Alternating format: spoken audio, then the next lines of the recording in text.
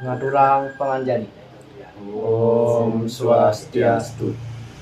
Yang terhormat Ibu dosen pengumpu mata kuliah Tatwa dan teman-teman yang menyaksikan materi ini, kami dari kelompok Catur Asrama akan menyampaikan materi tentang Catur Asrama. Pertama-tama, saya akan memperkenalkan anggota kelompok saya terlebih dahulu, yaitu nama saya sendiri, Putu Eka Asta dengan NIM akhir 68. Untuk selanjutnya, Perkenalkan, nama saya Putu Berianggara, NIM akhir saya 71. Kenalkan, nama saya Niputu Reza Lestari dengan NIM akhir 63. pertama-tama saya akan menyampaikan terlebih dahulu peta konsep dari materi ini. Yang pertama yaitu ada pengertian Catur Asrama, yang kedua ada bagian-bagian dari Catur Asrama, yang ketiga ada nilai-nilai pendidikan dalam Catur Asrama, dan yang keempat ada pengimplementasian dari ajaran Catur Asrama. Untuk yang pertama adalah materi tentang pengertian Catur Asrama. Baik, di sini saya akan mempresentasikan materi mengenai pengertian Catur Asrama. Kata Catur Asrama berasal dari bahasa Sanskerta, yaitu terdiri dari dua kata, yaitu kata catur dan asrama. Catur yang berarti 4 dan kata asrama yang berarti tempat atau lapangan. Kata asrama sering juga dikaitkan dengan jenjang kehidupan, di mana jenjang kehidupan itu berdasarkan atas tatanan rohani, waktu, umur, dan sifat perilaku manusia. Dalam naskah Jawa kuno yang diberi nama Agastya Parwa menguraikan tentang bagian-bagian catur asrama. Dalam kitab Silakrama dijelaskan sebagai berikut. Catur asrama ngarannya Brahmacari, Grahasta, Wanaprastha, Biksuka, Nahetang, catur asrama ngarannya. Yang artinya, yang bernama catur asrama adalah Brahmacari, Grahasta, Wanaprastha, dan Biksuka. Berdasarkan uraian dari Agastya Parwa, catur asrama ialah 4 fase pengasraman berdasarkan petunjuk kerohanian. Dari keempat pengasraman itu diharapkan mampu menjadi tatanan hidup umat manusia secara berjenjang. Masing-masing tatanan dalam tiap jenjang menunjukkan proses menuju ketenangan rohani, sehingga diharapkan tatanan rohani pada jenjang moksa sebagai akhir pengasraman dapat dicapai atau dilaksanakan oleh setiap umat. Adapun pembagian catur asrama itu terdiri dari Brahmacari asrama, Grahasta asrama, Wanaprastha asrama, Biksuka asrama. Baik, materi selanjutnya akan dijelaskan oleh teman saya. Nah, yang selanjutnya ada bagian-bagian dari Catur Asrama. Yang pertama yaitu Brahmacari. Brahmacari ini terdiri dari dua kata bahasa Sanskerta, yaitu Brahma yang berarti ilmu pengetahuan dan cari yang berarti tingkah laku dalam mencari ilmu pengetahuan. Jadi Brahmacari berarti tingkatan hidup bagi orang yang sedang menuntut ilmu pengetahuan. Yang selanjutnya terdapat pada sloka Silakrama, yaitu Brahmacari ngarannya sang sedang mangabiasa sang yang sastra, muang sang yang weruh, ring tingkah sang yang aksara, sang mangkana kramanya, sang Brahmacari ngarannya. Terdapat pada Silakrama halaman 8, yang artinya Brahmacari namanya bagi yang sedang menuntut ilmu pengetahuan dan yang mengetahui perihal ilmu huruf atau aksara. Bagian-bagian Brahmacari ada 3, yaitu Sukla Brahmacari, yaitu orang yang tidak kawin, dan yang kedua yaitu Swala Brahmacari, yaitu orang yang beristri atau bersuami, dan yang ketiga yaitu Tresna atau Kresna Brahmacari, berarti kawin lebih dari 1. Yang selanjutnya ada yaitu kewajiban Brahmacari. Kewajiban terhadap guru swadhyaya. Adapun kewajiban sebagai seorang siswa terhadap guru swadhyaya tersebut harus tepat terhadap segala petunjuk dan ajaran-ajarannya sebagai umat yang percaya tentang kemahakuasaan Tuhan yang merupakan sumber dari segala yang ada di dunia ini. Maka taat kepada guru swadhyaya dapat diwujudkan dengan cara sujud bakti memujanya. Yang selanjutnya ada selokiban terhadap guru rupaka. Yang itu guru rupaka ialah orang tua atau ibu dan bapak yang mengadakan, yang mengerupakan kita. Sebagai seorang anak harus menyadari bahwa jasa orang tua atau ibu dan bapak adalah sangat berat dan tak ternilai beberapa besar jasanya. Lebih-lebih sang ibu yang mengandung dan melahirkan kita dengan mempertaruhkan nyawanya. Terdapat dalam Manu Smriti Adhyaya 2 Sloka 227 ada disebutkan, ya mata pitram kalesam sete sambawe namam natasya niskriti sakya kartum warsaca tairapi, yang artinya penderitaan yang dialami oleh orang tua pada waktu melahirkan anaknya tidak dapat dibayar walaupun dalam waktu 100 tahun. Kewajiban brahmacharya selanjutnya yaitu kewajiban terhadap guru pengajian. Yang dimaksud dengan guru pengajian ialah guru yang mengajarkan ilmu pengetahuan yang memberikan pendidikan tertentu di sekolah maupun di asrama. Tugas pada guru pengajian cukup besar tapi mulia. Guru pengajian berfungsi untuk melanjutkan pendidikan dari guru rupaka yang bertitik tolak dari segi kerohanian dan juga ilmu pengetahuan lainnya. Terdapat dalam niti sastra ada disebutkan, Haiwa maninda ring duija dirda dumada atemu castra teninda denira kapatakan tinemu magong yan kita ninda ring guru patinta mapara katemu luir nika wangse patre tuni beng watu rebek apasa. Niti sastra bab 2 sloka 13. Terjemahannya yaitu, janganlah sekali-kali mencela guru. Perbuatan itu akan dapat mendatangkan kecelakaan bagimu. Jika kamu mencela buku-buku suci, maka kamu akan mendapatkan siksaan dan neraka. Jika kalau kamu mencela guru, maka kamu akan menemui ajalmu. Ibarat piring yang jatuh hancur di batu.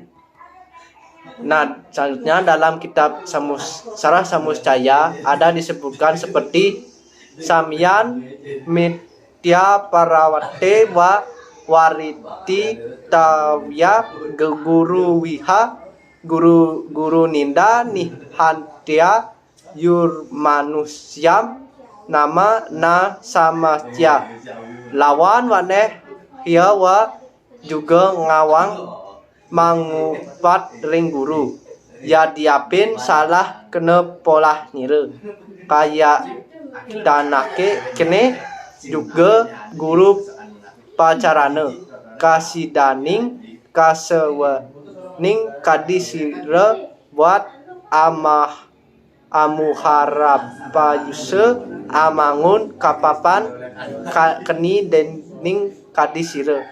Sebagai seorang siswa tidak boleh mengupat guru walaupun perbuatan beliau keliru. Adapun yang harus diusahakan dengan baik ialah perilaku yang layak kepada guru agar berhasil dalam menimba ilmu. Bagi yang suka menghina guru akan menyebabkan dosa dan umur pendek baginya.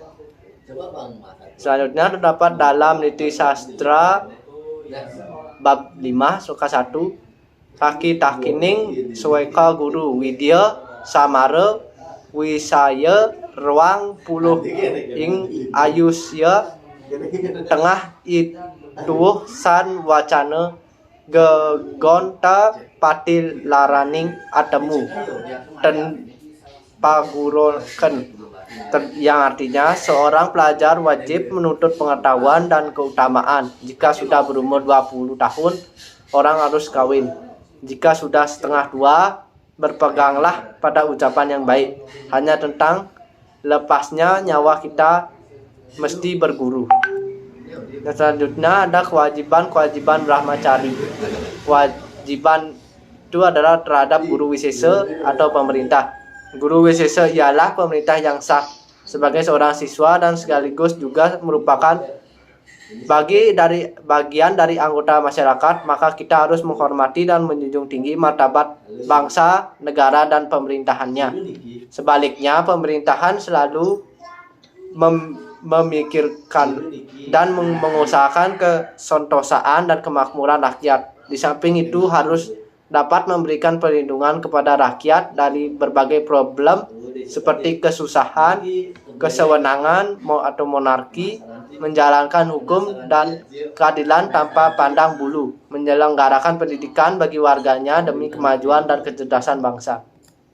Terdapat pada Ramayana bait 8 sakan ikang rat kita yan wenang manut manupa desa prihatah rumah saya kesian ikang papa mahan prayojana jana nuragadi tuih kapangguh hal, yang artinya tegakkanlah dharma dan kebenaran itu sebagai tiang negara. Utamakan ajaran Manu untuk mengabdi pada negara, lenyapkanlah dan pergilah kesengsaraan itu, sehingga kecintaan dan kesetiaan rakyat pasti akan dijumpai. Yang selanjutnya akan dijelaskan tentang Grahasta. Grahasta ialah tingkatan kehidupan pada waktu menimba rumah tangga, yaitu sejak kawin. Kata gra yang berarti rumah atau rumah tangga, yang selanjutnya sta artinya berarti menimba. Tingkatan hidup grahasta yaitu menjadi pimpinan rumah tangga yang bertanggung jawab penuh baik sebagai anggota keluarga maupun sebagai anggota masyarakat, serta sekaligus sebagai warga negara.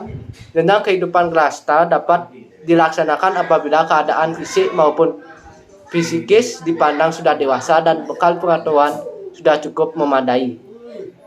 Terdapat pada Sloka Agastya Parwa tentang Grahasta dijelaskan sebagai berikut.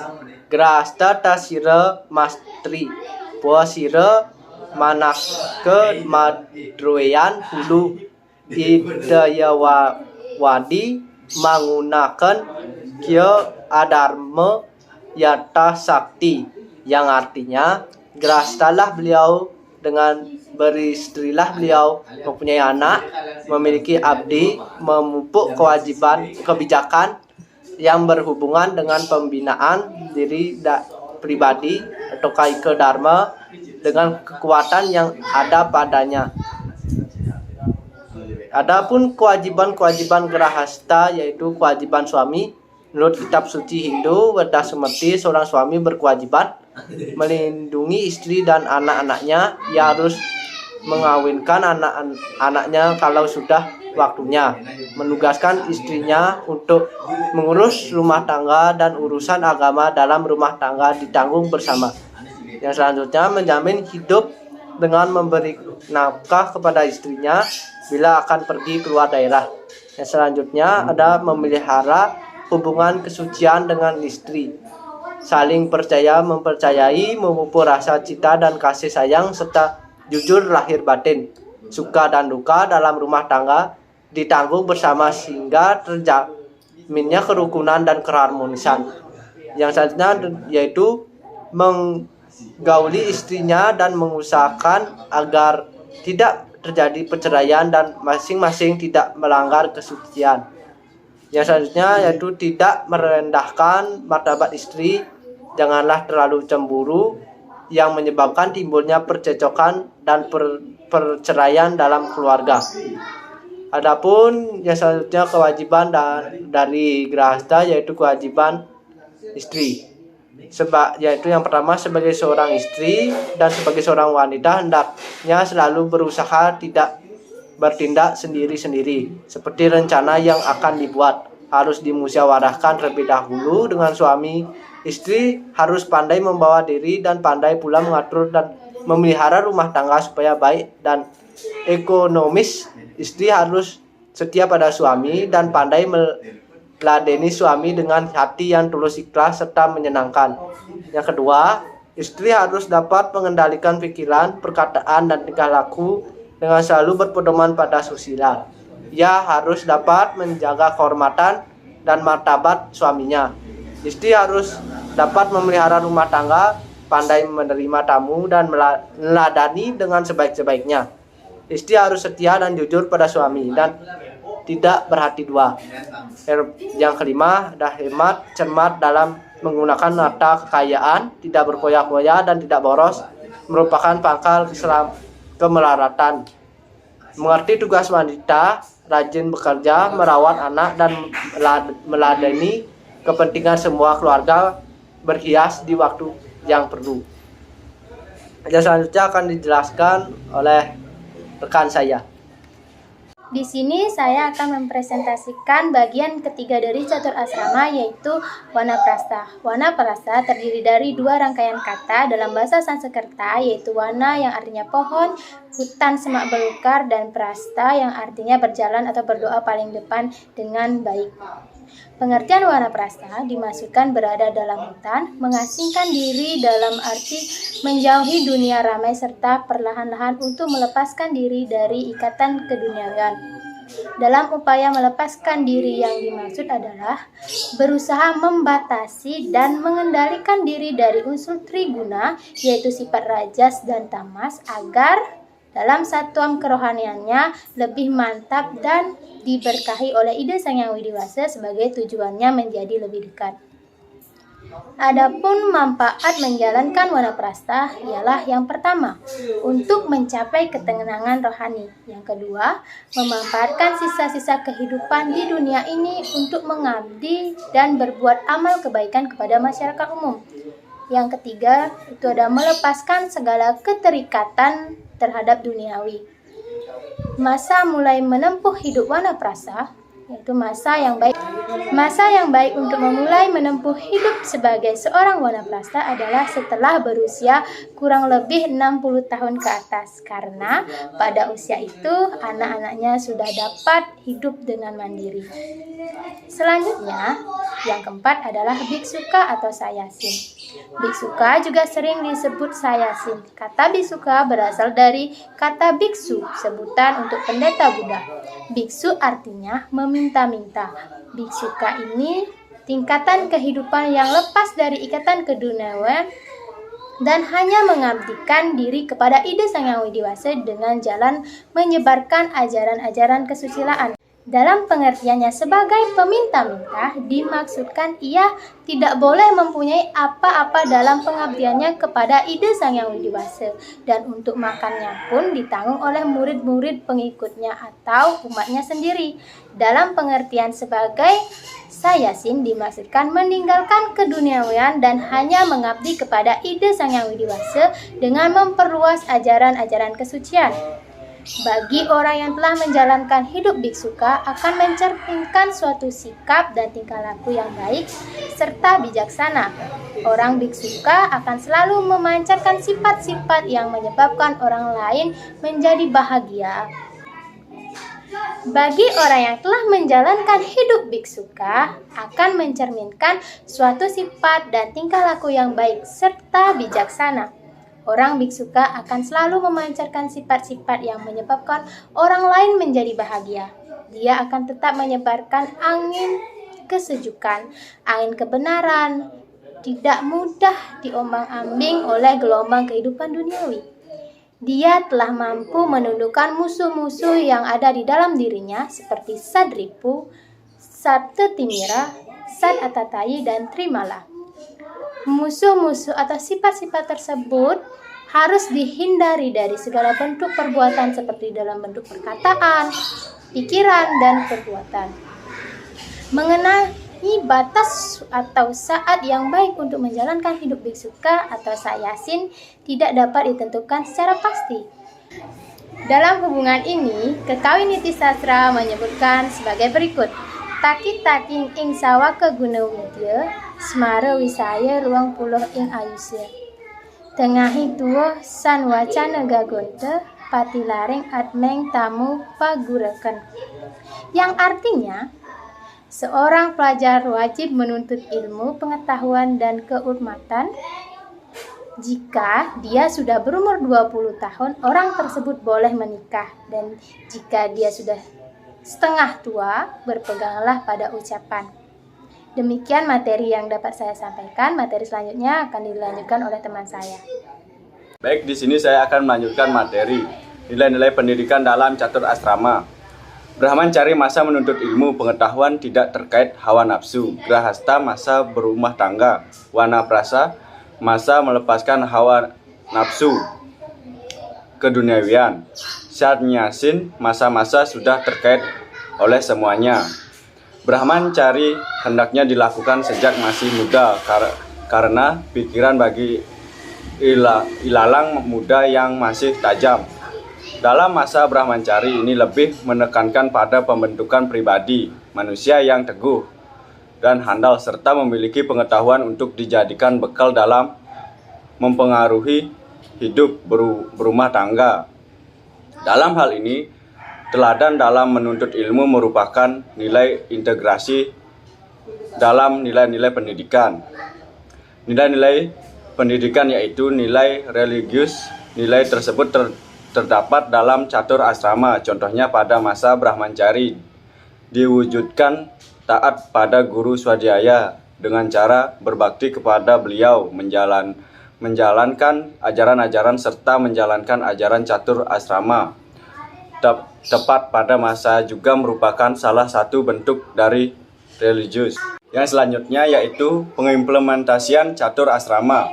Yang pertama, murid-murid sekolah dan perguruan tinggi seharusnya menjalani suatu kehidupan yang murni, sederhana, serta fokus pada mengajar ilmu pengetahuan setinggi-tingginya. Yang kedua, kepala rumah tangga seharusnya menjalani kehidupan sebuah grahasta yang ideal.